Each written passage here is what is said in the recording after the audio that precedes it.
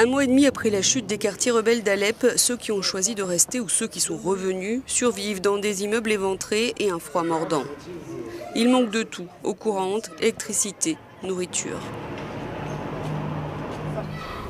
Ce paysage lunaire, c'est le quartier de Kalassa, dans la partie est d'Alep.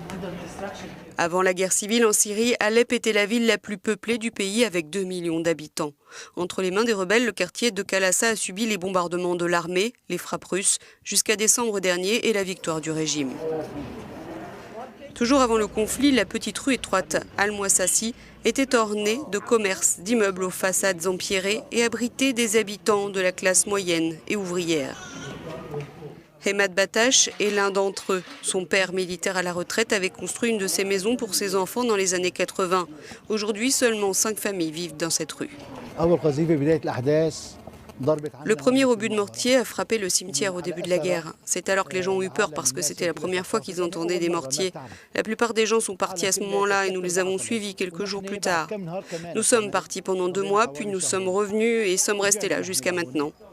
Nous nous sommes habitués à la guerre.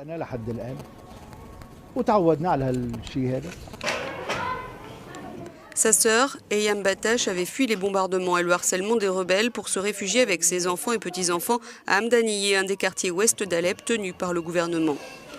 Elle est revenue depuis peu et ne s'attendait pas à voir de telles destructions. Elle vit dans 2 pièces avec pour porte des bâches plastiques avec sa fille et ses petites filles. Nous utilisons du bois pour le chauffage, nous recevons de l'aide, nous recevons du pain tous les jours et nous vivons comme ça.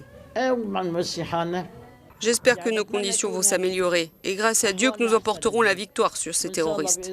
J'espère que le pays redeviendra ce qu'il était avant.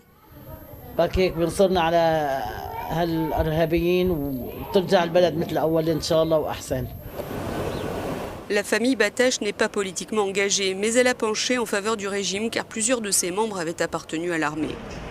Le ralliement d'un des cousins rebelles a distendu les rapports familiaux, aigri certains. L'histoire de cette famille est celle de nombreux Syriens déchirés par la guerre, une famille aussi divisée que l'était encore Alep il y a 2 mois et qui va devoir se reconstruire.